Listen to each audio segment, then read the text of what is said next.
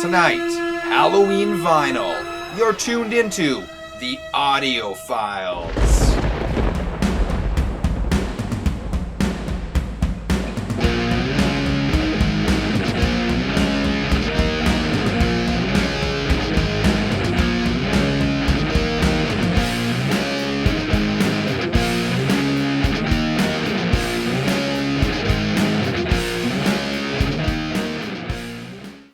Hey, welcome to the debut episode of the Audio Files. I'm Frank. And I'm Hav.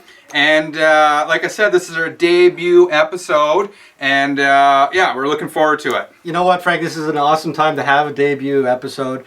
I mean, I know this is one of your favorite holidays. It's one of mine as well. Halloween. Halloween rules. Absolutely. And you know what? In tribute to Halloween, we're going to actually reach back and start talking about some of our favorite Halloween-themed albums. Halloween vinyl. So not only talking about vinyl, which is one of our favorite topics. Absolutely. Talking about Halloween vinyl. Oh yeah, all the things that we grew up as kids and we found fascinating and exciting. Absolutely. Excellent. Well, I'll start things off. I gotta say this is one of my favorite Halloween themed albums.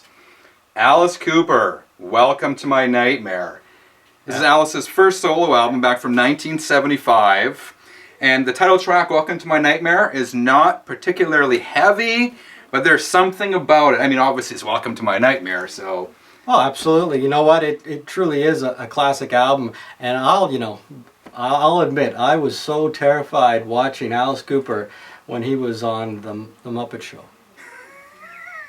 Scary. Yes, Alice Cooper did once play Welcome to My Nightmare on the Muppet Show. Classic episode. Classic episode. Anyway, great Halloween album. Yeah, definitely a classic album. But you know what? I'm going to go a little bit more modern on you, Frank.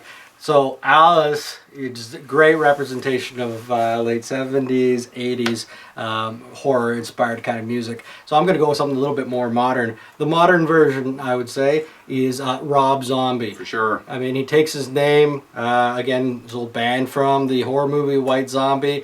Loves to do his horror movies and horror-inspired art. And as you can see, this is a record store day special that came out. Again, awesome graphics from Rob Zombie.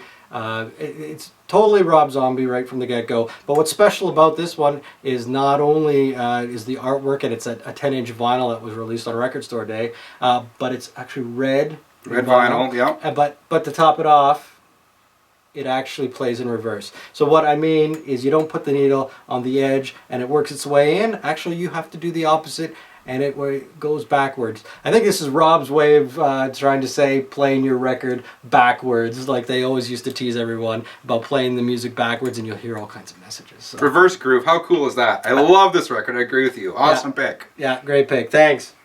Alright, next up, you cannot have Halloween without the Number of the Beast. Iron Maiden, 1982. I mean, how scary was this album back in the day? 666, the Number of the Beast? Come on, that's ridiculous. My gosh. I remember parents were freaked out about this whole thing, the whole satanic thing. And Iron Maiden has always been about the mystical, the mythology, having all those imageries. I mean, when we went to go see the show, unbelievable, all the imagery they'd pull out of there. And I remember this one as well, scaring the heck out of me when I first saw it. It was just... totally. Everything that would attract you to it. It was evil incarnate. It was everything that you're not supposed to listen to. Do you remember back in the day back patches on jean jackets? Absolutely. I remember, I never had an Iron Maiden one, but a lot of the other kids had the Iron Maiden Number of the Beast back patch on. And I mean, just, as a kid, holy smokes, you got Eddie. You got fire in his eyes. He's being a puppet master. He's got the devil on his strings. Heavy! And absolutely, and the thing with Iron Maiden, to me, this was the first band that had a mascot that I can recall, for me, that was consistent, ever evolving, and really took the show to new levels, so for sure. Iron Maiden, Number of the Beast. Absolutely, that's a great one. So you know what? Since we're talking about British bands and, a little bit of horror, I'm going to show you a little Ozzy Osbourne bark. Nice! Yeah. Love Ozzy. So this is a great album. I mean, it is Ozzy's first album after the death of Randy Rhoads. So it was actually his third album, but it's first after Randy Rhoads. Third studio album. Third studio album, that's right. You know, you've got some songs like Center of Eternity that have all the death bells and whatnot. And of course you have Ozzy Osbourne, who later has become famous for biting the head off a bat, also Halloweeny. But Frank, did you know that Bark of the Moon... Bark at the Moon? ...was actually Ozzy's first official video? I didn't think about that, but I do, yeah. He's dressed up in the costume as the werewolf, running around. And that whole video is classic, old Victorian. Love it. All the carriages, the werewolves, the moon. I mean, the whole thing. You wrap it all up together with a bow. It's Halloween. Halloween. Jakey Lee, too. That's right. Jakey Lee, love Jakey Lee. Glad he's back true. with the Red Dragon Cartel. Yeah, that's right. I was very excited when I heard that. Yeah, great album. Good pick. Yeah, and you know what? Mixed by Tony Bon Jovi. Right. Well, actually, it's Bon Jovi, but you know. John's brother. John's brother. That's right. So, yeah. Good album. This is another one, yeah. Good album. I'm going to go the opposite of heavy metal. All right, all right. I'm trying to think if I can give you a clue about this one. The Stay Puft Marshmallow Man, maybe? Stay Puft Marshmallow Man. Any guesses? Oh, man. I mean, I hear that. I think Michelin Man. I think the big thing. What else can you give me? Who are you going to call? Ghostbusters. Ghostbusters. I got to tell you, I grew up with Ghostbusters. Yeah, my absolutely. kids love Ghostbusters as well.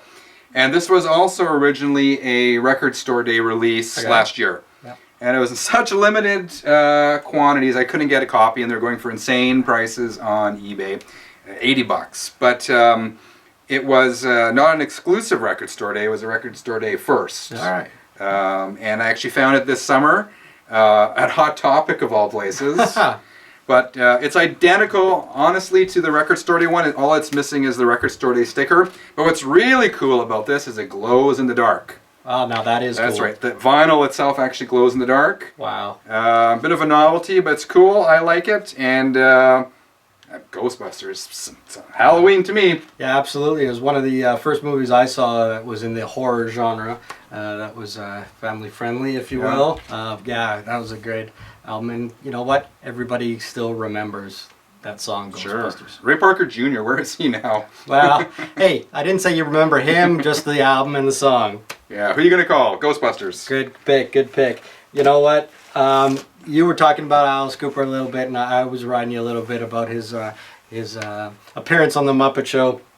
But I had to tell you, one of my other albums from Alice Cooper right here is Constrictor. Constrictor. This was my first introduction to Alice Cooper, and it was actually funny. This was, I think, his first album where he kind of changed his sound a little bit. Metal. So going into the hair metal arena from what he was doing from a couple albums earlier. I think he was gone for about 3 years, and all of a sudden resurfaced. And I know he resurfaced for me with He's Back, the Man Behind the Mask. Sure has his big comeback. That's right. The theme there to Jason, I think it was 6, but it was amazing. When I saw the video, of course, there's Alice, there's the Snake, and then there's that monster guitarist, Kane Roberts. Kane Roberts. All right. So Holy I mean, smokes. You watch that video, you listen to the tune. My goodness, this is Halloween. Kane Roberts. No, he was a big guy, and his guitar. Remember, his guitar was like a machine gun. A machine gun. That's right. Machine gun. And is he on steroids? No, of course he's not. He later admitted to being on steroids, obviously. Well, I'm not surprised by that. Do you realize who plays bass on this album? No. And none other than Mr. Kip Winger.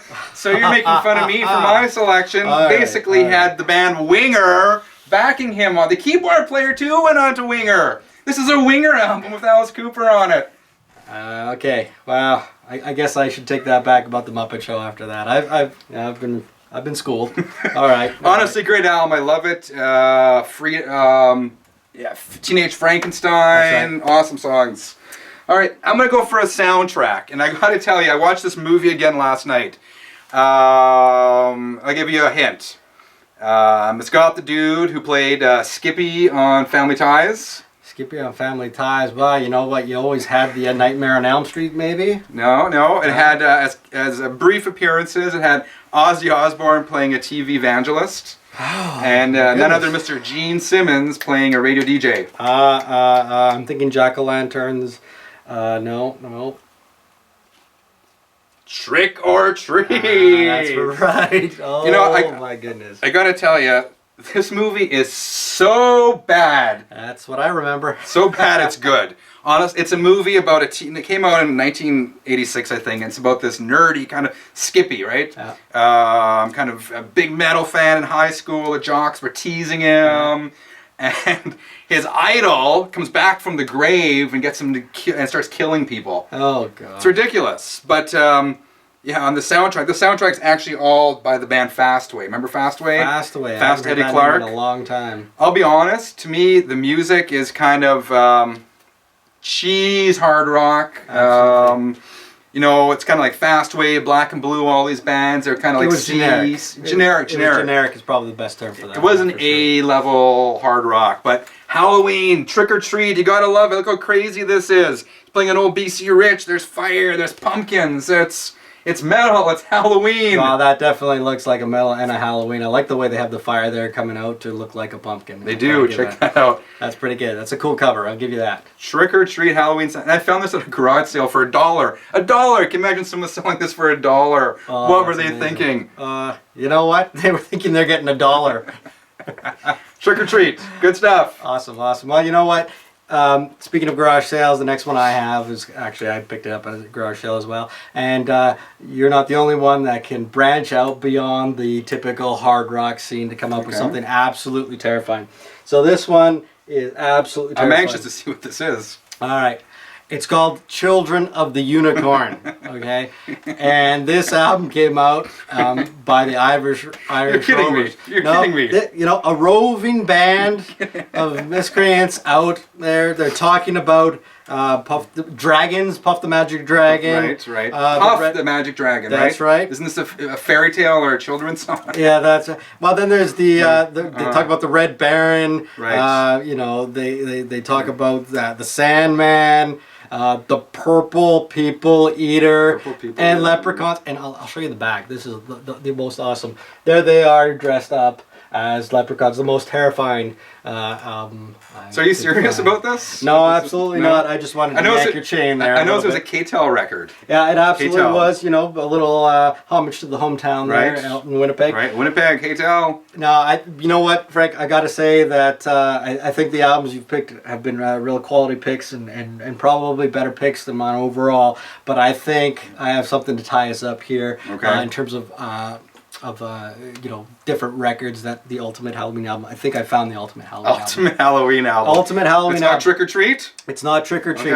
Okay, we're talking about a band that is so inspired by Halloween. You know, the whole reason they got together is because they noticed how people were spending money to go watch films that would scare them. Scare them. Right? Yeah, I can relate to that. So they decided to form a band inspired by one of the movies that they had seen. Okay. So that's how they named their band. Okay. The idea was to make the musical equivalent of a horror movie. I think I know what you're getting at here. All right. I think I know. It's a classic band, all right? So, I'm just going to come out and say it. I'm too excited about this.